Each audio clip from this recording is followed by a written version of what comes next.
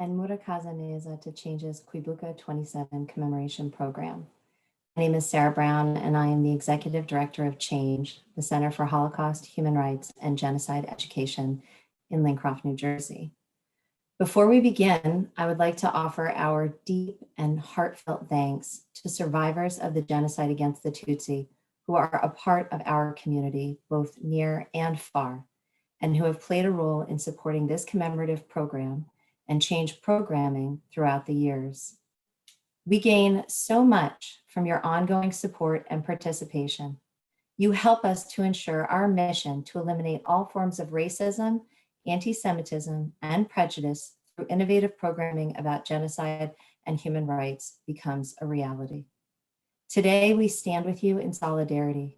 We mourn and we remember with you and all of the people of Rwanda. Also, warm thanks to our sponsor, the Alpha Pi Theta chapter at Brookdale Community College. It was after hearing testimony from survivors of genocide, including child survivors from the Holocaust, and the testimony of Yannick Tona, a child survivor of the genocide against the Tutsi, that this group decided to take action and sponsor our annual Kwibuka commemoration. Thank you to the students in this year's cohort. You all exemplify the academic excellence, leadership, and service so valued by your club. And thank you to Chhange staff, Allie Evans and Susan Yellen, and our intern Caleb for helping with today's program. Today marks 27 years since the 1994 genocide against the Tutsi began. Though for some, the violence began much earlier, and for still others, it lasted longer than 100 days. It is difficult to fathom that just 27 years ago, the assassination of then President Habyarimana would trigger a series of events, many of which were prearranged, and that culminated in the murder of more than 1 million Rwandans. As Rwanda's President Paul Kagame noted today in his address, this may be the 27th time we have marked commemoration, but the occasion is never ordinary. He also noted that Kwibuka challenges us to reflect on the context of the present moment, as well as the cumulative history that has led us here. Today, before I introduce our speaker for today's program, I would like to ask you all to join me in a moment of reflection, a moment of silence, to honor and remember the victims and survivors of the genocide against the Tutsi.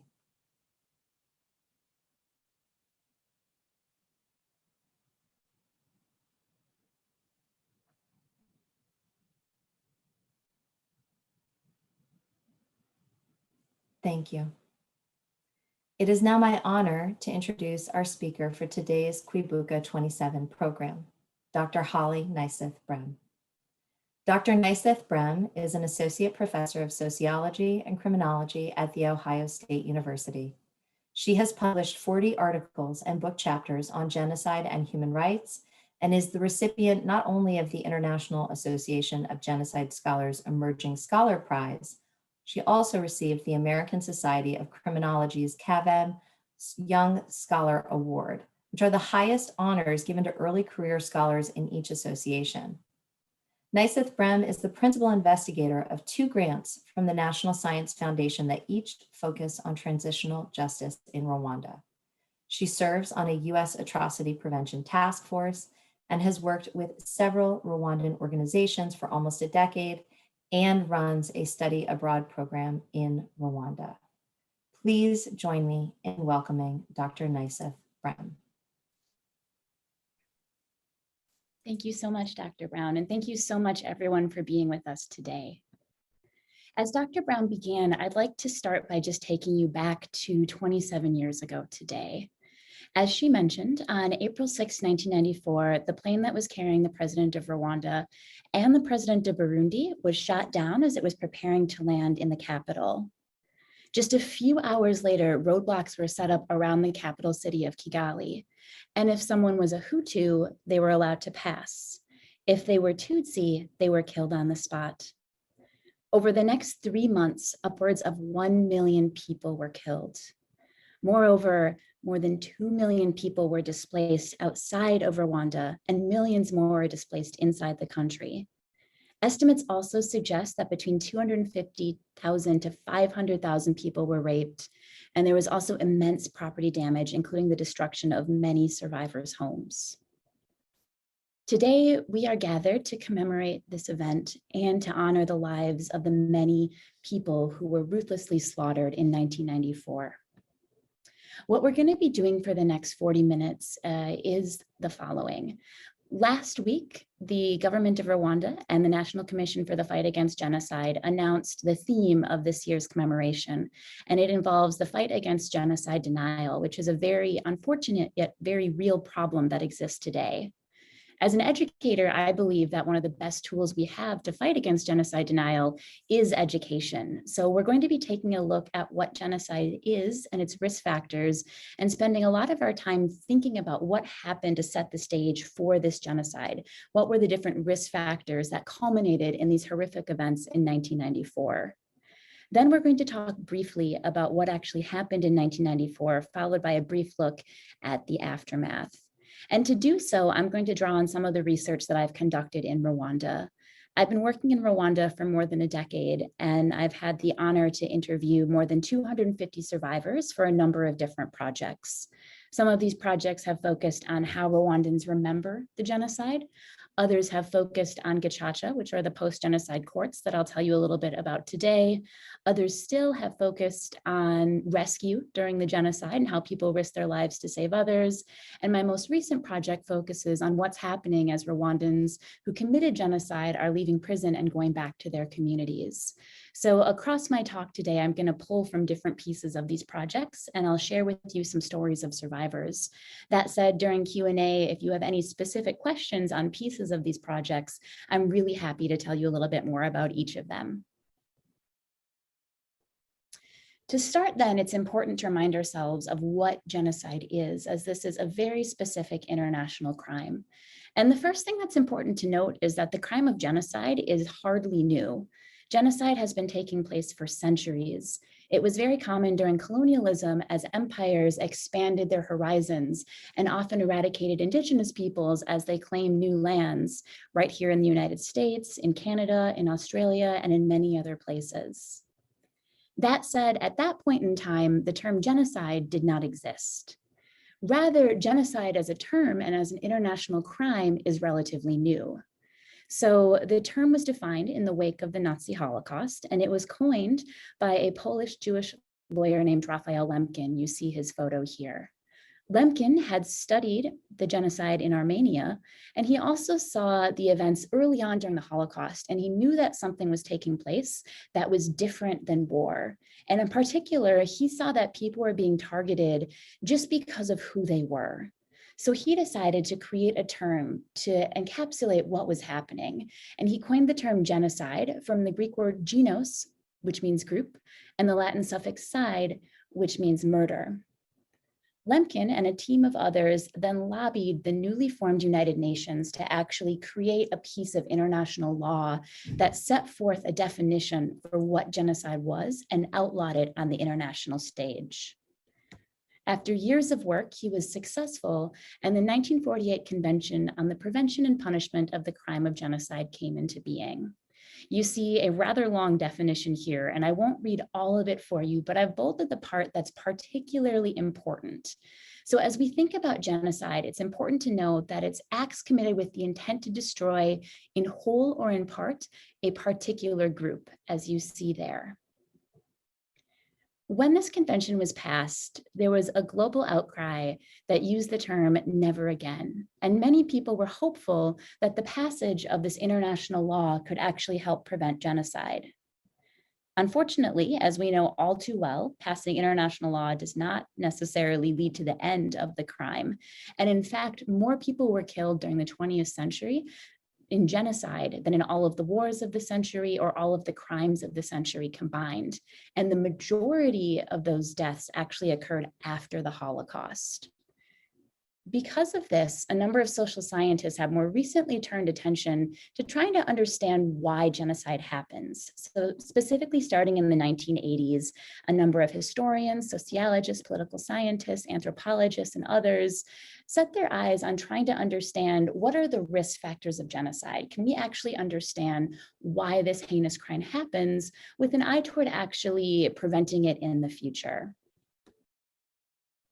There are a number of different theories for why genocide happens, but I'd like to call your attention to a few of them before we dive into the story of Rwanda.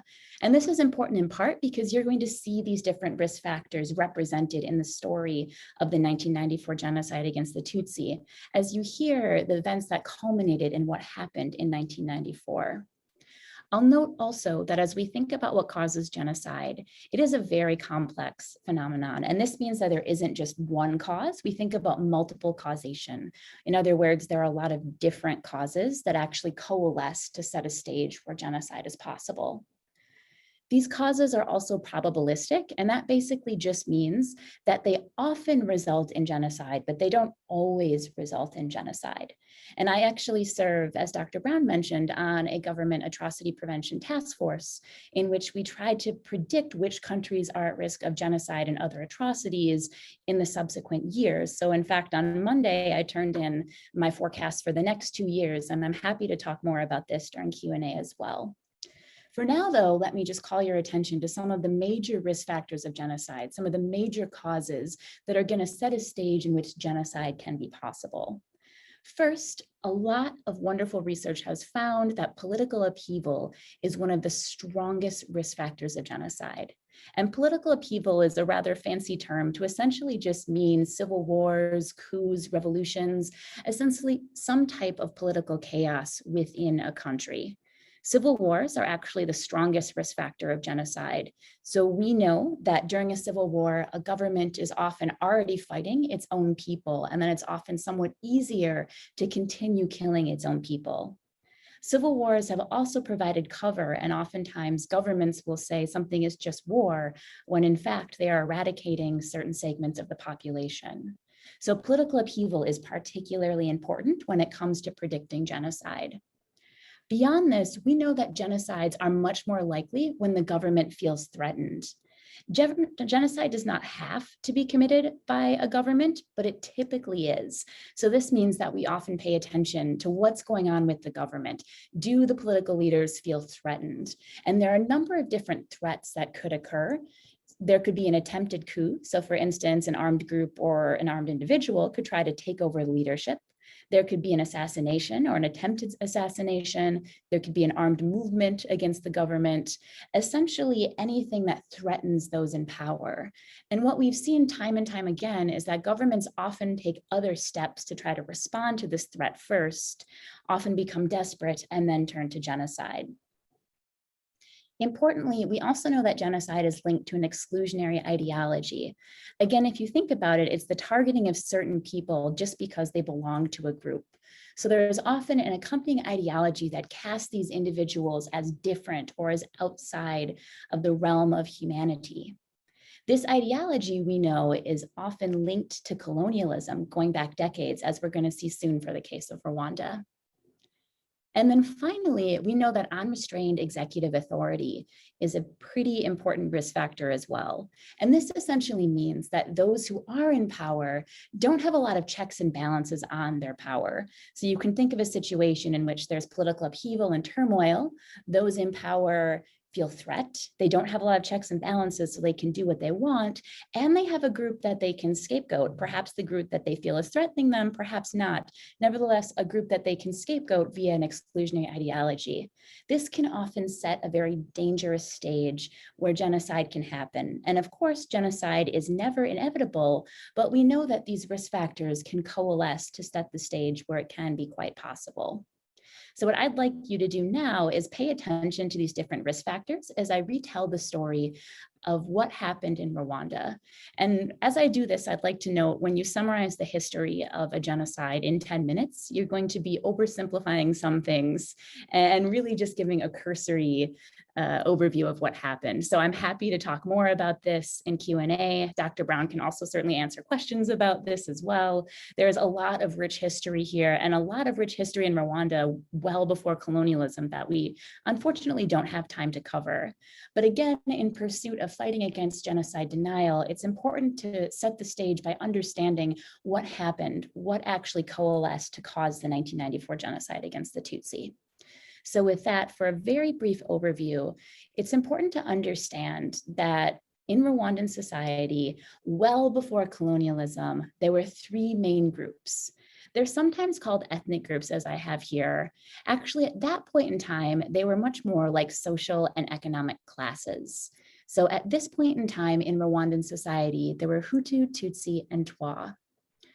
Tutsi were generally the individuals who were economically wealthy and actually the individuals who tended to own cattle. So some anthropologists have argued that Tutsi had 10 or more cattle.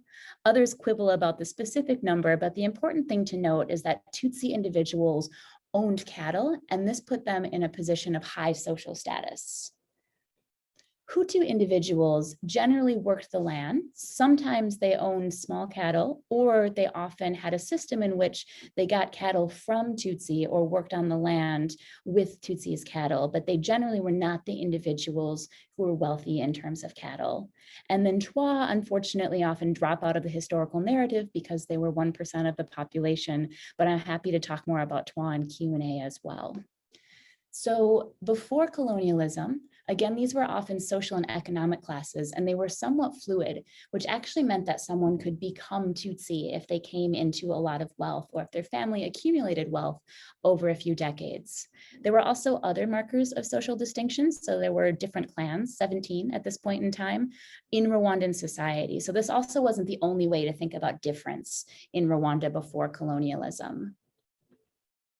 However, colonialism brought a lot of change to Rwanda. Rwanda was colonized by Germany and then by Belgium after World War I, when Germany lost its colonies. And while both episodes of colonialism were quite consequential, Belgian colonialism is very important to understanding the genocide. So as Belgium took over Rwanda in the wake of World War I, they set apart a way to actually try to understand Rwandan society. And they saw that Tutsi were those who held positions of power. Again, Tutsi were those who had cattle, Tutsi were the ones who were economically wealthy, and this often translated to a lot of social stature. Because of this, the Belgian colonialists essentially said that Tutsi had to be superior and also had to be more like Europeans. So they had a lot of, frankly, really racist thinking that was tied to eugenics movements, to Enlightenment thinking, a lot of different thinking going on at the time in Europe, in which they essentially said that Tutsi had to be superior, that because they were superior, they had lighter skin, they were taller, they had smaller noses, essentially they were less African, more like Europeans. And on the same token, that Hutu were shorter, that they had broader noses, that they had darker skin, essentially racializing these differences that were actually class-based and social. And what they did is they actually implemented an identification system, an ID card, in which individuals would be cast as Hutu, Tutsi, Twa, or other. And they, as you see in the photo, actually even measured noses to be able to do this. And as you see on the ID card shown on the bottom of the screen, you'll see that ethnicity was listed first. Even before someone's name, you see if they are a Hutu or a Tutsi. So Belgian colonialists really started to reify these differences and also started to change what they meant in Rwandan society, attaching them to phenotypical characteristics as a way to really reify them and make them real. This meant that Tutsi held most positions of power within Rwandan society. So the lineage of kings in Rwanda was Tutsi. And again, as Belgian colonialists saw Tutsi as superior, they also ensured that they kept power within the country. This lasted for a few decades, but during the 1950s, things started to change. And again, you'll recall Hutu were the numerical majority. So at varying times, about 84% of the population were Hutu. And even though they're the majority in terms of numbers, again, they had very little power. And this essentially culminated in the 1950s in several groups of Hutu elite beginning to suggest that Hutu were marginalized.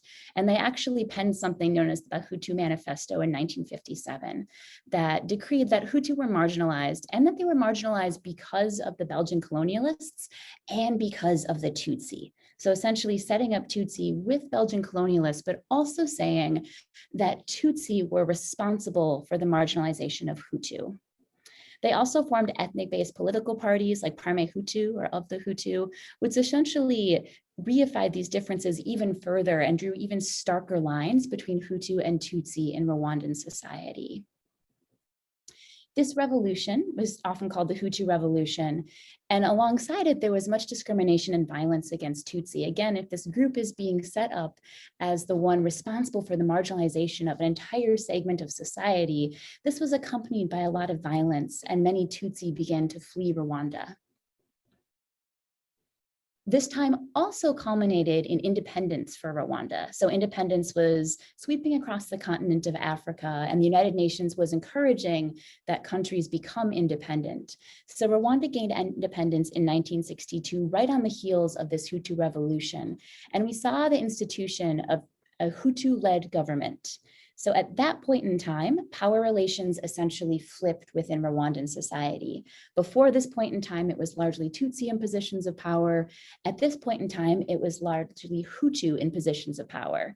And this was accompanied by discrimination against Tutsi. Many survivors will point towards this point in time as a time when they can recall discrimination really becoming prominent.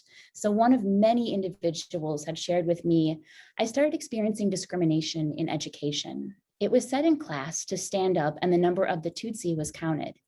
That made pupils know that this one is a Tutsi and the other one is a Hutu. We grew up in such discrimination. So you start to see these seeds of this exclusionary ideology taking place even decades before 1994. In 1973, again, as we sweep very quickly across Rwandan history, there was a coup in which a new president took over, also a Hutu president and a Hutu-led government. And the important things to note for this story as we move very quickly through Rwandan history is that he instituted government where he was an authoritarian leader and there were very few controls on his power. So you're seeing another risk factor come into play in particular. And he, like the prior regime, continued discrimination against Tutsi. So this discrimination continued as things moved on.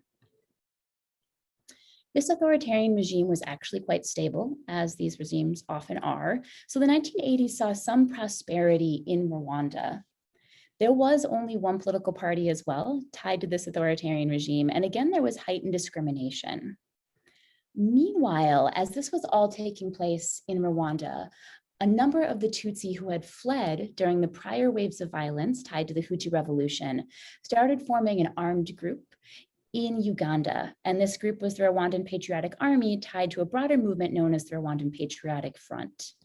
And this group of individuals first tried to come back to Rwanda peacefully and were denied, and then decided that they would try to come back via force. So on October 1st, 1990, the Rwandan Patriotic Front attacked Rwanda, and this began a civil war, again, 4 years before the genocide. And as you're thinking about these risk factors that we briefly discussed, this was particularly key, setting the stage for some of what happened. This civil war threatened the government because an armed group was trying to take power, and it also afforded the government an opportunity to start a propaganda campaign. So this campaign essentially said that since this armed rebel group was largely Tutsi, all Tutsi were the enemy by extension. And they used a number of different mediums to actually get this message out. So there were a number of different magazines. The most popular one was called Kangura. And there were also a number of different radio options. There was the state-led radio, Radio Rwanda, and then an independent but tightly linked station to the state called Radio RTLM started in July 1993 as well. And these stations were important because much of Rwandan population, about 50%, were illiterate at this point in time. So they spread discriminatory messages about Tutsi, and they also spread a lot of fear throughout Rwandan society. It is hard to underscore how important fear was at this point in time, and also setting the stage for what happened. So this propaganda cast Tutsi as outsiders, again, with this exclusionary ideology. And it also cast Tutsi as animals. So it would call Tutsi cockroaches or snakes. And these types of animals are important because these are animals that you exterminate. Very particular language, really starting to get different ideas within Rwandan society, again, underscoring this exclusionary ideology. In 1993, a year before the genocide started, the Rwandan government and the RPF signed a series of protocols known as the Arusha Accords. These protocols, involved in part with the United Nations, were actually meant to bring an end to the civil war. And the idea was that they were going to set the stage for the Rwandan Patriotic Front and the Hutu-led government to lead together and to be one within Rwanda. They were quite unpopular for a variety of reasons, but for the Hutu-led government at least, it set the stage for a power-sharing system that they saw as a threat. So President Habyarimana actually called them just scraps of paper at one point in time and did not take them too seriously, nor did his regime. So this gave additional threat to those in power. Beyond this, in the neighboring country of Burundi, just one neighbor down, the Tutsi army officers assassinated the first democratically elected Hutu president in 1993. And the government of Rwanda used this via the propaganda campaign to point and say, look, see, Tutsi are dangerous. We can't trust them. In 1993, many survivors have recalled that things were very tense in Rwanda at the time. Incredibly tense, in fact. So to give you just two examples, someone said, I was often avoiding meetings with the groups in the community and my neighbors. They were hiding things from me. And so our relationship was filled with suspicion. I was fearful to join neighbors. I was lacking trust in anyone. Others told me, though, that they still didn't realize what was going to happen in 1994. So things were awful in 93, but they still could not fathom what was to come. So one survivor shared, even if hatred, propaganda, and sensitization against the Tutsi was intensified, personally, I could not believe that genocide could happen the way that it happened. So then, as both Dr. Brown and I have mentioned, on April 6, 1994, the plane carrying the president of Rwanda was shot down. To this day, it remains uncertain who actually shot down the plane, but regardless, this was the trigger of the genocide. Almost all genocides have these risk factors, these broader factors we discussed that set the stage for violence, but then something that actually triggers and identifies when that violence is going to occur. The government task force that I work on is trying to better identify these triggers, so I'm happy to talk more about this in Q&A as well. But the important thing to note is that different events are actually going to light the fire where genocide is going to start. And in Rwanda, it was this assassination of the president and the plane crash. And this, again, is what began everything 27 years ago. Over the coming weeks and months, violence essentially spread throughout Rwanda. There was literally no place without violence. And it's important to note that this violence was accomplished via civilians in many ways. So we haven't had time to mention that a lot of this violence was planned. There was a small group of individuals known as the Akazu who were involved in planning. Others were involved in planning as well. So a lot of this was planned, but part of the plan was to use Hutu civilians to actually implement the violence. So even going back to the Civil War, there had been efforts driven by the government to create civilian self-defense groups of men. Sometimes it would be 10 men, 10 upstanding men within a community who would form a self-defense group and be ready to defend their friends and their family against the enemy Tutsi. So this had set the stage for the violence. And when the plane was shot down, a new government took over, including many of those who had helped plan the violence, and they broadcast over the radio airwaves that Tutsi had shot the plane down, Tutsi had killed the president, that essentially civilians needed to be vigorous, they needed to band together to save themselves and to save their families against the enemy Tutsi, that they needed to strike first before Tutsi came to kill them and their families. And again, this fear linking into this exclusionary ideology was pervasive, and many people listened and they formed killing groups and they traveled around their communities and sometimes outside of their communities looking to hunt Tutsi. I've been involved in a project with some folks in Rwanda that's seeking to identify how many people participated based on court records that I'll tell you about in a little bit. And our best estimates are about 240,000 people participated in the killing groups, but notably about 900,000 people participated more broadly. I mentioned at the outset that there was a lot of property damage. A lot of survivors' homes were destroyed, their livestock was looted, their belongings were completely taken. And this was very widespread during the genocide as well. And hundreds of thousands of people capitalized on this chaos and actually engaged in property violence. So this was a country of about 7.5 million people at this point in time. And while mass public participation does happen during genocides, and almost all rely on some degree of public support, this is rather extreme, due in part to some of these risk factors and how pervasive they were, and in part because this was the plan to use civilians to implement the violence. There were also youth militias that were formed well before 1994 that were activated as well. The most common one you may have heard of was Interahamwe. There were others as well, and they were essentially encouraged to go and defend Rwanda from the enemy Tutsi. And as I mentioned throughout, there were radio broadcasts, and they encouraged people to work and to defend their country, again, as a way to go out and find Tutsi. Years ago, I did a project where I looked at how this violence was actually spread throughout Rwanda and tried to understand the factors associated with the subnational dynamics. So I know we don't have that much time in Q&A, but if folks want to talk about this in Q&A, I'm happy to tell you more about it. But the point here is that this violence did occur throughout the country, but some parts of the country saw more violence than others. This is a poor map of Rwanda, admittedly, but you'll see the darker parts are the parts that had more people killed than the other parts. And the really dark part near the center is the capital city. The southwestern part of Rwanda saw a lot of violence as well. So violence did vary throughout the country. Some parts saw more than others. And again, I'm happy to talk more about it. But the important thing is that this violence did touch all parts of Rwanda, though some in varying degrees. To give you just a few examples of some of the massacres that occurred and a few stories from survivors. As this violence started, many Tutsi and their family thought that they would be safe if they fled to churches.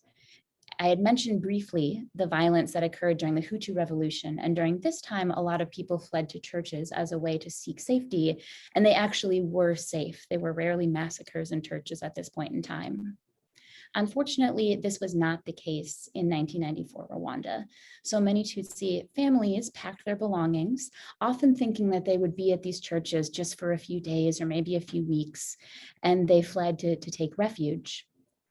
Nairobi, which is in southeastern Rwanda, is one such place where many tens of thousands fled to try to take refuge. And on April 15th, approximately 20,000 people were killed in this location. They were killed by civilians, they were killed by Rwandan soldiers, they were killed by Interahamwe, they were killed by local leaders. And again, they thought that they would be safe in this place of refuge, this holy place. And unfortunately, this was not the case. And in some ways, it often facilitated the speed of the violence because so many people had gathered in one place, which facilitated some of the killing. This is a photo I took at a church in essentially an hour south of the capital city of Kigali in a place called Nyamata. And this is what Nyamata looked like a number of years ago. It looks a little different today as a genocide memorial. But at this point in time, the clothes of the people who had been killed there were placed on the benches. And it was such a haunting image to see because, again, these were individuals who thought that they would just be seeking refuge. In this case, between 5,000 and 10,000 people were killed between April 14th to 16th, but about 50,000 people are buried there today.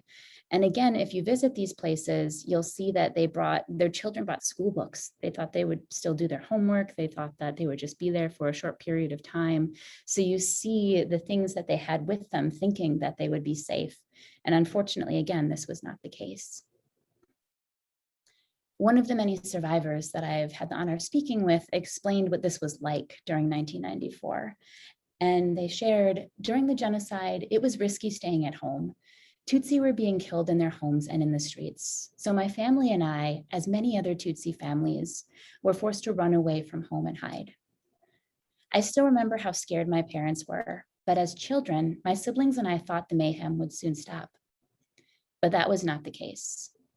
We spent 3 months hiding in many different places, and during this period, many members of my family were murdered, including my father, my mother, my 3 brothers, my grandparents, my uncles, and many friends. It was one of the worst times in my life. Another survivor shared, I lost almost all of my family. My wife and 3 children were killed. Only 1 child survived. I was thinking it was the end of the world. I was totally overwhelmed. I could not imagine that peace would come once again. I was hopeless, living alone, waiting for death to come. And to give you just one more example from countless other stories, I witnessed the killing of my entire family as the militia attacked them viciously with their machetes. My 11 children and wife were killed and thrown in the river. They included my elder son, who was in the last year at University of Rwanda, and my second born, who was already married. They were all killed. So amidst these horrifying and heart-wrenching stories, there was some light in the darkness, and this light was the fact that some individuals chose to stand up to the genocide and tried to save Tutsi.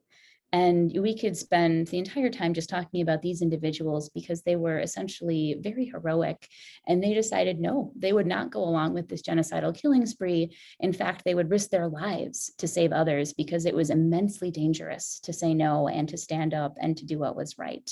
So thousands of individuals tried to save Tutsi, and I've had the honor of interviewing several hundred of them and hearing their stories. Sometimes their stories of aid are fleeting, so they helped someone cross a roadblock. I talked with one woman who pretended she was pregnant and pretended that her 2 sons, 2 Tutsi boys, had to help her get to the hospital. So they rushed past a roadblock very, very quickly in order to do so. And this was her way of helping these 2 individuals get past the roadblock. Other times, there were very coordinated efforts with friends and family who all knew that several people were staying in someone's house, and they worked together to try to hide them, sometimes under a bed, sometimes in a hole in a banana plantation, and they would bring them food, for instance, when it rained, because fewer people would be out when it would be raining, so there'd be less chance of getting caught. So essentially, remarkable stories of hope amidst this chaos, and many lives were saved. Unfortunately, of course, many lives were not saved, and the vast majority of people did not stand up to the genocidal regime. Instead, they participated, or even more commonly, they did nothing. And doing nothing is a decision because it's letting something horrific occur right under your eyes. This violence ended relatively swiftly. So in July, and actually early July, July 4th, the RPF took over Kigali, and they fully cemented their power by mid-July within the country. Some killings lingered, so even later in July in some parts of the country, killings continued, and there were still actually sporadic attacks years later. At this point in time, there was a massive refugee crisis. So you've probably heard about the Great Lakes refugee crisis, and an estimated 2 million individuals, actually mostly Hutu individuals who feared reprisal killings now that the violence had ended and that the RPF had taken over, fled into neighboring countries, especially then Zaire, now the Democratic Republic of the Congo. Within Rwanda, things were chaotic. So everything was in shambles. Again, this genocide had touched the lives of everyone in some way. And survivors in particular found themselves with nothing. So as they reflect on the immediate aftermath, some said, after the genocide, we found our house destroyed. This was common for genocide survivors. So some folks who were lucky enough to survive had fled and then came back and found that they had nothing. Others were trying to figure out what happened to their family members. So one survivor shared, what genocide survivors wanted most is to find the bodies of our loved ones and to rebury them with dignity. So many people knew that their family had been slaughtered and they didn't know where. So they were trying to figure out, could they find their bodies? Could they bring them to a proper resting place? The New Rwandan Patriotic Front that essentially took over the government also had a large task, and this was to deal with a country in shambles and figure out how to deal with the fact that hundreds of thousands of Rwandan civilians had participated in this violence. So one of their main tasks, amongst many tasks termed, bringing the country forward, some were actually pointing towards how could they bring people to justice and how could they make survivors feel safe again out on the streets. So one of the things that the Rwandan government did was to create a localized court system called the Gacaca courts. And one of my studies has looked at these in depth. So again, I'm happy to talk more about them. But in the last 10-ish minutes, I'll tell you a little bit about the courts and how they have actually impacted some of the survivors in Rwanda today. So as I mentioned, the government took over. They were faced with the fact that all of Rwanda was in shambles. They had to rebuild the country economically, politically. They had to figure out how to possibly engender trust between individuals once again. And amidst all of this, the individuals who had committed violence were still walking around on the streets if they had not fled themselves. So the government needed to find a way to bring individuals to justice. And after a number of years of deliberation, they decided to create the Gacaca courts. Gacaca essentially often is translated to grass in Kinyarwanda. And as the name implies, hearings often took place outdoors in empty marketplaces and courtyards. And Gacaca actually existed before colonialism in Rwanda. At that point in time, it was used for petty crimes, but it was repurposed in the aftermath of the genocide as a way to deal with crimes of genocide. What the government decided was that every community would elect a panel of judges in Yangamagayo. You'll see these judges in the bottom right. They're the individuals wearing the sashes in the colors of the Rwandan flag. These individuals did not need any legal background. They did not even need to be literate. Essentially, they had to be people of good moral standing, individuals who did not participate in the genocide themselves. So many of the people who rescued and many survivors ended up being these judges as they had not participated in the genocide. They then had trials every week, and these trials ran from 2002 to 2012 in some communities. And the communities came together to discuss what happened. So you see in the background, there are a number of different people there. There was supposed to actually be a quorum of 100 people for trial to even take place. The idea was that even though this was a punitive form of justice in which individuals would be sentenced to prison, would be sentenced to community service, perhaps sentenced to pay some type of reparations, it was also meant to be a forum where people could talk about what happened, where people could share what they saw, where people could come together. And a number of different survivors shared with me that they were actually quite nervous when they attended their first or second Gacaca court trial. They didn't know what it would be like to see individuals who had participated in the genocide, or they even worried that they might be killed. They were still so afraid, understandably so, of what could happen. So they said they went very, very tentatively, and then little by little, they would go and they would feel more secure in the fact that they could be out in public with other individuals, that they would not be killed, that they could maybe be safe and maybe take part in these conversations about what happened. So for many survivors, Gacaca is viewed very favorably.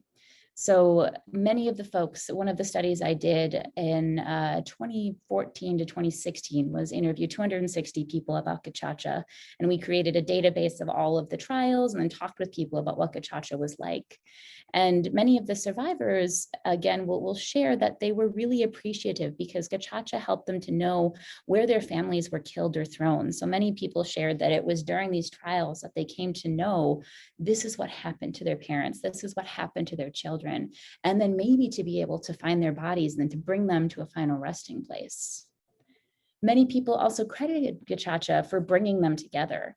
So one survivor said, Gacaca helped in the unity and reconciliation because during genocide, people were separated, but Gacaca made everyone come together. Another said, you can see where Rwanda is now. Gacaca played a big role. It was the foundation stone for rebuilding Rwanda. Gacaca played a big role because it was the Rwandans, even for those who never confessed, we forgave them. We forgave many people. I don't want to suggest that any of this was easy. And one of the last things I'd like to briefly mention is just the sheer strength of survivors as they engaged in Gacaca and beyond. So survivors were often the ones who were called upon to give testimony about what they saw. And again, they were often there to hear what happened to their loved ones. And this was incredibly different for individuals. So one individual said, it was very difficult for her to hear how our family members were killed during the genocide. One day when I was in Gacaca court, one of the genocide survivors who killed my husband told everything. how they killed my husband and my children. I felt as if it was 1994. I saw Interahamwe, the clubs, the machetes. I thought they would come to kill me again. I could not hear because I fainted and fell on the ground. Another person shared, our house was completely destroyed during the genocide after the killing of my husband and my 4 children. Yes, the one who killed them pleaded guilty and asked for my forgiveness. And I forgave him. Was it easy? No, but it was important. And many others shared similar stories of how this was immensely difficult for them to be at these proceedings, but it was something they felt was important to be there, to hear what happened, and then to try to forgive the individuals who were involved. At this point in time, to bring us up to speed as we again quickly move through decades of Rwandan history in 40 minutes, many of the individuals who were sentenced to prison or community service camp during Gacaca court trials have now been coming home. And my most recent project has been following these individuals and seeing what happens as they come back to their communities. And I'll say very briefly that many individuals are being welcomed home, something I found surprising that I'm happy to talk more about. But I think this points to the strength of the survivors who are welcoming them home. Many people have shared it's actually the survivors that are the ones welcoming them home. And I've spoken with many survivors about this as well. And they will share that this is what they think they need to do, that this is incredibly difficult to see the individuals who killed their family back. One person told me that he thought that 25 years was a long sentence. And then he saw the person back in the community and thought, oh goodness, this is 25 years is nothing. So this is incredibly difficult for these individuals, but nonetheless, they're often some of the first to welcome people, to bring them back to their community, to look forward to a future in which people live together peacefully once again. And I think this really underscores the strength of many survivors in Rwanda today. And again, as this day is about commemorating and remembering the strength of survivors, as well as these many lives lost, I hope that's one of the lessons that you'll take away. So with that, if you're looking for a few things to take away from what we've discussed over the last 45 minutes, we started by talking about what genocide is. So I imagine many, if not all of you, know what it is, but again, in the face of widespread genocide denial, it's important to remind ourselves that this is a crime, and this is a crime of international law that is different than war, that essentially involves the targeting of people just because they belong to a certain group. And we discussed how this crime is not new in terms of the world history, but is relatively new in terms of international law. And then in 1948, it was first defined on the international stage. We then discussed some of the risk factors of genocide. And again, there are many more than we discussed, but I did pull out some of the major ones that we often look for as we predict in the future which countries might be at risk of genocide. And some of the ones to remember, of course, would be political upheaval, like civil war, some threat to political elites. This is often a coup attempt or an assassination attempt, little controls over those in power, and then exclusionary ideology. And we saw how all 4 of these actually combined with other risk factors to set the stage for what happened in 1994. So again, genocide does not occur overnight.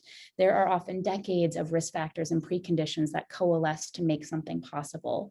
And we briefly took a look at an admittedly very oversimplified Rwandan history and talked about Belgian colonialism and how this actually started to change social groups that were actually economic in nature in Rwandan society and changed what it meant to be a Hutu or Tutsi by racializing it and actually tying this to identification cards and tying this to positions of power in Rwandan society. And we looked at a number of other risk factors, again, tied to having a leader with little controls on their power, political upheaval, threats to the leaders, exclusionary ideologies rooted in colonialism, but then playing out in propaganda and influencing fear decades later, all of this culminating when we had this triggering event 27 years ago. At that point in time, we briefly looked at how the violence affected all parts of Rwanda, some more than others, and that more than 1 million people were killed in just 3 short months. And finally, we looked at some of the aftermath. And again, there's only so much we can cover, but we focused briefly on Gacaca and on the strength of survivors really carrying Gacaca through as a mechanism that helped to rebuild Rwanda and that helped to bring people to play accountability for what they did, but also help the survivors come together and really show their strength in the aftermath of what happened. So with that, I believe I am out of time. I greatly look forward to the questions and comments that you have. I realize we don't have a lot of time today, so if you don't get a chance to have your question answered, I've included my email there, and I'm really happy to email and chat one-on-one about any of this or other things afterwards. So thank you so much. Thank you so much, Dr. Nyseth Brehm. That was a tremendous, tremendous talk. And I'm so impressed that you managed to include so much information, so much rich information in such a short period of time, and also make it so interesting and digestible. So thank you for that. I have been receiving some questions along the way. And then we also had some questions that were included in our Facebook comments. And so the first one, and I think is because you noted it a little bit early on in your talk, was about this forecasting project and the report that you mentioned. There was just a broader question of what that entailed. And I was also thinking, maybe for those in the audience who may not be familiar with why and how those reports are used, if you could provide a little bit of context about their function and why they're so important. Absolutely. Thank you so much for that question. So a lot of different governments, as well as the United Nations, engage in genocide forecasting. And this is essentially trying to identify the countries that are most at risk of genocide or at risk of a different type of mass atrocity, essentially what countries might be most at risk in the future. Because one of the things we knew from Rwanda is that if more folks had been paying attention, they probably would have seen this coming. And in fact, many did and still did nothing. So in the aftermath of the 1994 genocide against the Tutsi, the US government created something called the Political Instability Task Force. And this task force actually works to try to predict political instability globally. Additionally, the Obama administration created the Atrocities Prevention Board, and they also engage in predictions. And again, many others do as well. Australia has a great forecasting team. The United Nations does their own predictions. So many different folks are trying to identify which countries are at risk. And to do this, often we take a several tiered approach. So often what we do is we create large quantitative databases. So essentially we use statistics and we get as much information as possible about every country in the world across time. So you can have in your database a line that says Rwanda 1993. And then you can have variables that are basically just information about Rwanda. So you can say, was there a civil war at the time? Yes or no. What was the population? Was there an exclusionary ideology? Yes or no? Had there been a coup attempt, or had there been a coup attempt sometime before 1993? What was the gross domestic product? Was there violence in neighboring countries? We pull a lot of different things together, and then you can actually create a statistical model to use the information about what situations were like in countries where genocide happened to actually then predict forward and say, based on what we know about situations in countries today, what countries are most at risk of genocide? And we can actually assess how good our model does, if that makes sense. So we could, for instance, have a database from 1955 to 2016, and then use that database to predict the genocides or atrocities that occurred in 2017, 2018, 2019 to say, how well does this actually work? And it actually works pretty well. We're actually pretty good at predicting future genocides. So we create these databases, and then we also work with case experts, folks on the ground, to actually say this country is looking like it's at risk. And then folks go and say, with people who know the situation on the ground, what do you think? Is this actually aligning with reality? Because of course we have to trust what's going on the ground as well. And in terms of how these lists are used, they're used to put countries on warning lists that different individuals are monitoring. They are also used for diplomatic missions that are well above what I do, but I have had conversations with folks who have assured me that if there's information of countries at risk, then for instance, a government might start paying attention to that government, might start liaison with their embassy a little bit more, might talk about, are there programs we can put in place to try to prevent violence from occurring? So might start paying more attention to take additional steps, essentially, to say, can we actually then prevent violence if we think violence is going to unfold? That is one of the major ways that those are used. But I should say, unfortunately, there still has to be political will to actually do something. There's a global norm called the Responsibility to Protect that came into being in 2011, and it basically says all countries have the responsibility to protect other countries. It's just something that everyone should be doing, is protecting one another globally, but often there isn't the political will to actually carry this out. And I appreciate you making that point, because as you're saying, sometimes it seems so obvious and evident based on all of these risk factors and the reports and the comprehensive work that you do. This country is at risk. These people are at risk. It is time to take action. And without that political will, all the data in the world will do nothing. Absolutely. I have another question. It's actually from Omar and Ndizeye. And Omar, thank you for your questions. He was wondering if you could comment on the Belgian administrative reforms that occurred in the 1920s and 30s, and how this impacted political identity in Rwanda, and if possible, the 18 traditional clans in Rwanda. That's a tall order, but if you could speak to any and all of that, that would be great. That's such a tall order. That is a really wonderful, wonderful question. And what I'll say is two things. I will refer Omar and others who are interested to some of the work of Catherine Newberry and the work of Alison DeForge, who have gone in so much wonderful detail on tracking some of these reforms and how this essentially impacted life in Rwanda. I think some of the most salient points I would pull out, not to essentially just reiterate what I said, but I think some of the reforms tied to doing a census. So even though they took over in the wake of World War I, they were getting the lay of the land and waited until the early 1930s to do a census. And this census was typical for colonial administrations because it would allow them to essentially see the power that they have, see what they had in a society they were taking over, as disgusting as that may sound. So this is one of the things that they did as they started to get the lay of the land in Rwanda. And this was tied to the identification cards. So this decision to take a census was actually pretty pivotal, and something I didn't mention, not so much a reform, but something that was incredibly important to setting the stage, because it was tied to this decision that they created these identification cards and then created a lot of these social identities that followed.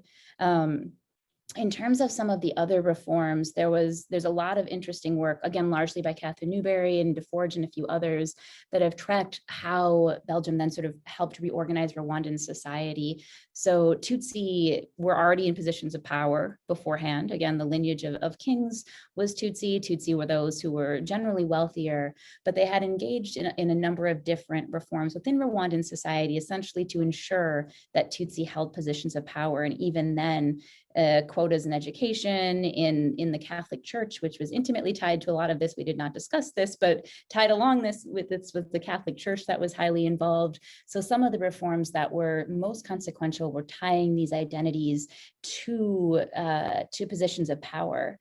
And the 17 or 18 clans that existed around this point in time, had been and remained prominent. But as Belgium started to implement these changes, what they did is they sort of changed what it meant to be Hutu or Tutsi. Some have suggested that what it meant to be Hutu or Tutsi did vary going all the way back to the 1600s, but it wasn't this prominent thing. And again, as I mentioned, it was fluid in the sense that you could actually change to become Tutsi at some point in time. And what Belgium did as they implemented this census, this ID card system, this reclassification of Rwandan society in which Tutsi were afforded more power than they already had, the majority of the power, is they shifted what it meant to be Hutu and Tutsi even further. And then of course, racialized these categories by tying them to phenotypical characteristics that were influenced by racist thinking rather than reality. And sociologists often talk about bright and blurry boundaries. So we would say that the boundaries became very bright and rigid and real, and that this is often when what it meant to be a Hutu or Tutsi sort of started to supersede what it meant to be a member of a particular clan. And not to say clans were not important, but this is when this started to change, and again became even further reified in the 1950s when we saw the advent of political parties based not in clans, but in Hutu or Tutsi. But that said, the last thing I'll note, because I realize it's a complicated answer, is that some of the clan-based politics still certainly mattered. So we did not talk at all about intra-Hutu political issues, but you'll recall I mentioned there were these two major republics, the First Republic and the Second Republic within Rwanda, each led by a Hutu-led president. And the second one came to power via a coup. He was the chief staff of the army. And these intra-Hutu politics were tied in part to regional differences and to clan differences tied to these regional differences. So there were still prominent clan-based and regional differences influencing politics within Rwanda that were very prominent and that also factored into some of the political happenings at the time. But Hutu and Tutsi divisions started to become even more prominent as time went on as well. What I appreciate both about the question and your answer is that you lay bare how complicated the question of identity in Rwanda is. And I hope, especially for any newcomers to the topic or young scholars who are listening in, it is worthwhile to be mindful about thinking critically about identity in any country, but in particular in Rwanda, sometimes it's not enough to just say Hutu, Tutsi. You also have to think more critically, especially when you're examining this history. So thank you for that. I have another question here, which is you said, oh, I like this one. You said that you have been working in Rwanda and on doing research on Rwanda for over a decade. What was it like the first time you went to Rwanda? Oh, that's such a lovely question. Goodness, I haven't really been asked that much, which I deeply appreciate that question. So I would say, as someone going to Rwanda for the first time, I didn't know what to expect. When you are training, as a PhD student, you read all of the books. There are, goodness, as Dr. Brown knows, hundreds of books to read, and you learn deeply, but there's still a difference from learning to actually being on the ground. So I did not know what to expect. I knew what I had read. And I'd say the first thing that became very, very prominent in my mind when I arrived there were sort of maybe two or three things. One, at the risk of sounding trite, just how friendly and welcoming people were. This was a society that had experienced extreme sadness and chaos, and this genocide still looms large in the minds of everyone. And so many of the people I met had lost almost everything and everyone just, 2 decades before that, not even.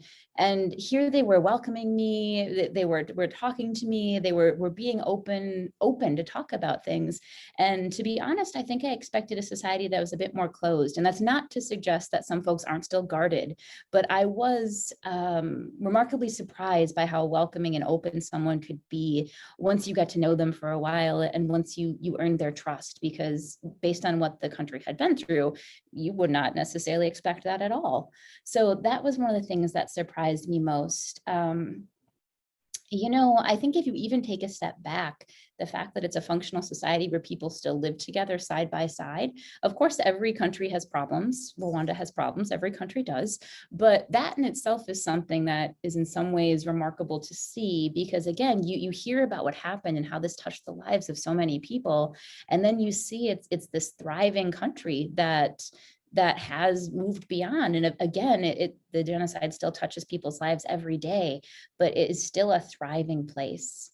The last thing I'll note is that I actually lead a study abroad in Rwanda. So I take students from my university there every summer. Unfortunately, not this year or last year due to COVID, but before that, it was a regular occurrence and will happen again next summer.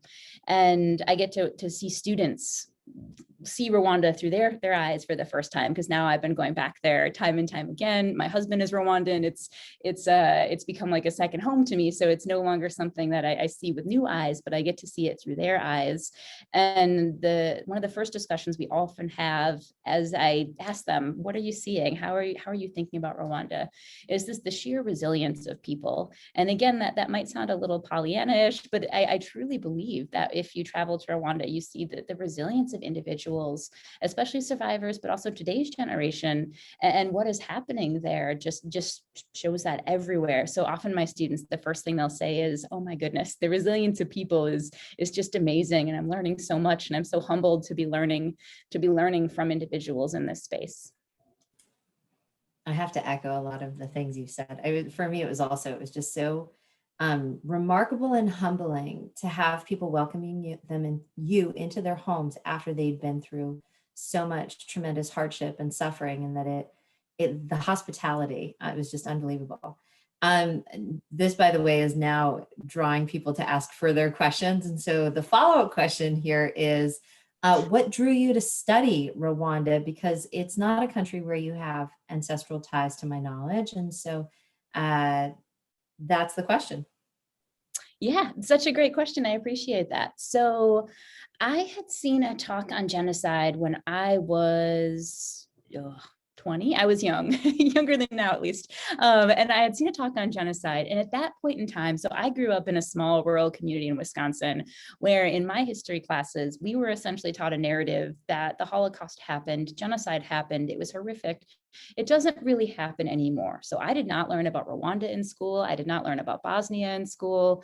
I did not learn about many other genocides in school. And I went to this talk, and the individual giving the talk, who happens to be Greg Stanton, Dr. Brown knows Dr. Stanton, the director of Genocide Watch, who I know now, but at that point in time did not know, was giving a talk about genocide. And he mentioned genocide in Sudan during the 80s, or genocide in Guatemala, genocide in Cambodia and Indonesia. And I was just floored. I had no idea that genocides continued to happen. It was something that was completely new to me as someone who had not learned about this and who grew up in a small rural community.